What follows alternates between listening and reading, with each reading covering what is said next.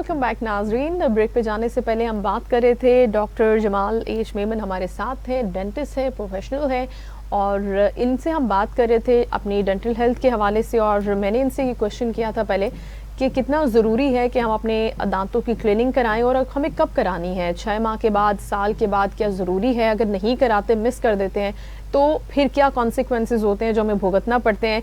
जी अस्सलाम वालेकुम डॉक्टर साहब, ये सवाल मेरा आपसे पहले भी था जब लाइन में प्रॉब्लम आ रहा था कनेक्शन में। तो ये बताइएगा कि कितने टाइम के बाद दांतों की क्लीनिंग करवाना ज़रूरी होता है या फिर ये ज़रूरी नहीं होता, आप इग्नोर कर सकते हैं? देखिए, एक सिंपल सी मिसाल मैं दूंगा। अगर आपके पास एक कार है, एक गाड़ी है जी। और आप उसको रोजाना कपड़ा लगाते हैं और उसको अच्छे तरीके से रोजाना साफ करते हैं, उसको मेंटेन करते हैं जी। लेकिन फिर भी आपको हर 3 महीने बाद, 6 महीने बाद आपको सर्विस स्टेशन लेके जाना पड़ता है उसकी जो है सर्विस करवाने के लिए प्रॉपर तरीके से। तो इसी तरीके से जो है वो दांतों को भी जो है हमें कुछ महीनों के बाद जो है ना चेकअप करवाना चाहिए। एफडीए ये रिकमेंड करती है कि हर 6 महीने बाद आप डेंटिस्ट के पास विजिट करें। अच्छा। चाहे आपको प्रॉब्लम हो कि ना हो। अगर आप 6 महीने के बाद विजिट करने के बाद डॉक्टर आपका केस का मुआयना करेंगे। मुआयना करने के बाद आपको बताएंगे क्या कुछ स्केलिंग और पॉलिशिंग की नीड है कि नहीं है।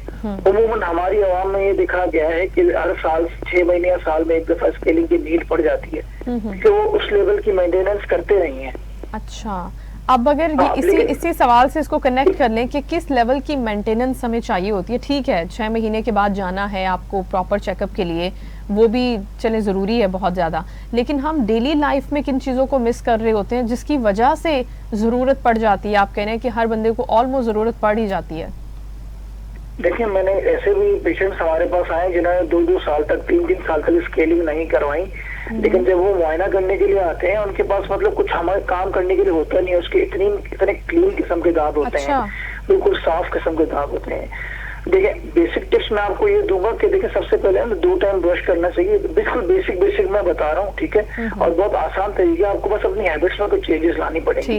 बचपन से जाहिर सी बात है आपकी कुछ हैबिट्स बनी होंगी, आपको बस अपनी हैबिट्स में कुछ चेंजेस लाने हैं ताकि आपकी मुंह की सफाई जो है वो बेहतर तरीके से हो सके। सबसे पहले तो जो है आपने 2 टाइम ब्रश करना है, रात को सोने से पहले और सुबह नाश्ता करने के बाद कम से कम 2 टाइम ब्रश करना है, ठीक है।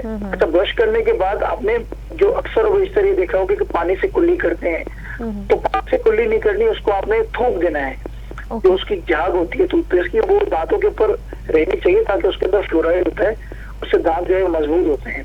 तो अक्सर लोग थूक देते हैं, तो थूके ना उसको, सॉरी रिंस कर लेते हैं, उसको रिंस ना करें, उसको आप थूक दें, मतलब स्पिट कर लें। उसके बाद 15 मिनट तक कोई चीज खानी पीनी नहीं है और कुल्ली भी नहीं करनी ब्रश करने के बाद। अच्छा, सबसे इम्पोर्टेंट पॉइंट जो मिस किया जाता है वो होता है डेंटल फ्लॉस। हमारे यहाँ ब्रशिंग का तो चलो कॉन्सेप्ट है, लेकिन फ्लॉस का कॉन्सेप्ट ही नहीं है। अब फ्लॉस क्या होता है? ये एक स्पेशल धागा होता है जो कि 2 दांत के बीच के एरिया को क्लीन करता है। अगर आप नहीं करते तो आप रोजाना के बेसिस पे 30% तकरीबन दांत साफ नहीं करते, क्योंकि फ्लॉस जो है वो दांतों के बीच में जाके साफ कर देता है, ब्रश 2 दांतों के बीच में नहीं जा सकता। तो फ्लॉसिंग बहुत इंपॉर्टेंट है। इसके अलावा जो है हेल्दी डाइट में जो है ऐसी चीजें जो दांतों के ऊपर चिपक जाती हैं, जो स्टिकी फूड होता है वो अवॉइड करें या कम खाएं, और मीठा बहुत ज्यादा खाना वो भी जो है वो कम करें, शुगर की क्वांटिटी कट ऑफ करें, ठीक है। इसके अलावा healthy fruits and vegetables, green leafy vegetables, ये सारी चीजें आप डाइट में इस्तेमाल करें। हाई फाइबर डाइट लें आप।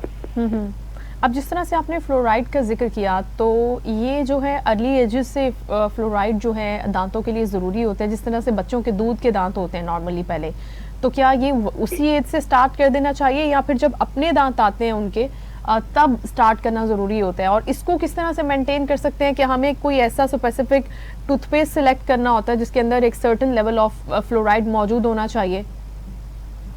देखिए, सबसे पहले तो किसी भी छोटे बच्चे का जो दांत आता है ना, यूजुअली वो 6 माह के उसमें पीरियड में आ जाता है। अब 6 माह से जो है ना आपने ब्रशिंग स्टार्ट कर देनी है, क्योंकि आपका दांत आ चुका है। हम यूजुअली क्या करते हैं कि 2 साल, 2.5 साल, 3 साल तक बच्चों को ब्रश करवाते ही नहीं, जो कि बहुत गलत है। ब्रश जो स्टार्ट करना चाहिए ना वो 6 माह से स्टार्ट कर देना चाहिए। और इसके लिए स्पेशली अब आप ये बोलेंगे कि इतना छोटा बच्चा ब्रश कैसे करेगा, तो उसका आंसर यही कि माँ ब्रश करेगी उसके लिए स्पेशली सिलिकॉन के ब्रशेज आते हैं, जो कि माँ जो है वो अपने फिंगर में पहन के और बच्चों को ब्रश करवाती है। उस सिलिकॉन के ब्रशेज, उसका फायदा ये होता है कि बच्चा जब बड़ा होता है तो उसकी ऑलरेडी हैबिट बनी हुई होती है कि यार हाँ मामा मेरा ब्रश करती थी, अब मैंने खुद अपने दांतों को ब्रश करना है, ठीक है। तो फ्लॉसिंग भी स्टार्ट कर देनी चाहिए जब आपके जो है वो दांत आ जाए, सारे दूध के दांत आ जाए, और ब्रशिंग जो 6 माह की जो है उसमें पीरियड में स्टार्ट कर। अच्छा डॉक्टर साहब, ये जो फ्लॉसिंग का जिक्र कर रहे हैं ना आप, ये तो मैं टीवी पे भी अनाउंस कर देती हूँ कि ये मैं भी मिस करती हूँ। मुझे ऐसा लगता है कि ये बहुत टाइम टेकिंग प्रोसीजर है फ्लॉसिंग करने का। ये थोड़ा सा मुझे मुश्किल भी लगता है, थोड़ा सा पेनफुल भी लगता है। क्या हम can we make it easy और बिट फास्टर? हम अपना टाइम भी सेव कर सकते हैं और इसे क्या हमें एक दिन में एक मरतबा ही करना होता है? जी, फ्लॉस को तो देखें एक दफा करना होता है फर्स्ट ऑफ ऑल, ठीक है। अच्छा देखिए, टाइम टेकिंग आपने कहा, बिल्कुल टाइम टेकिंग है, लेकिन कितना टाइम लगता है? हार्डली 2 से 3 मिनट्स लगते हैं। अगर आप अपनी सेहत के 2 से 3 मिनट्स नहीं निकाल सकते तो फिर मतलब फिर तो आपकी सेहत तो खराब होनी है, ठीक है। तो अपनी सेहत को तरजीह दें, अगर सेहत है तो सब कुछ है। और सेकंडली कि पेनफुल प्रोसीजर देखें, या तो टेक्निक गलत हो रही होगी, जब भी पेनफुल हो रहा होगा, आपके मसूड़े जो बहुत ज्यादा सूजे हुए होंगे जब भी पेनफुल हो रहा होगा, इससे पेनफुल होता नहीं है ये। अगर आपके गम्स बिल्कुल नॉर्मल हैं, गम्स में कोई प्रॉब्लम नहीं है, तो फिर this is not a painful procedure. अच्छा, और आपने एक और सवाल पूछा था शायद। जी जी, मैं आपसे ये पूछना चाह रही थी कि क्या इसका कोई और नेमुल बदल है? हम कुछ और कर सकते हैं इसकी जगह पर, या फिर हमें वंस इन अ डे ये करना ही है? देखिए, फ्लॉसिंग तो लाजमी एक दफा करनी है। अगर फ्लॉसिंग जो है वो बहुत जरूरी है, दो दांतों के बीच का एरिया क्लीन करती है।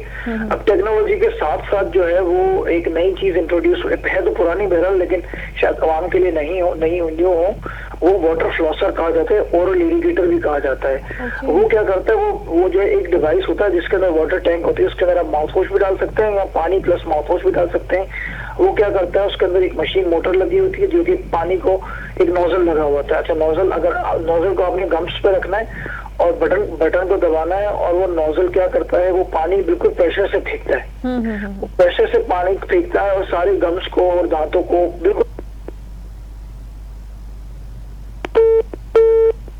अच्छा, डॉक्टर साहब से हमारा राब्ता मुनक़ता हुआ है, हम उनको दोबारा कनेक्ट करते हैं, क्योंकि फ्लॉसिंग के बारे में हम बात कर रहे हैं, जिसके बारे में उन्होंने बोला है कि ऑलमोस्ट 30% क्लीनिंग जो है वो फ्लॉसिंग से होती है। एक धागे की मदद से अपने दांतों को साफ़ किया जाता है और एक एक दांत को उसमें साफ़ करना होता है।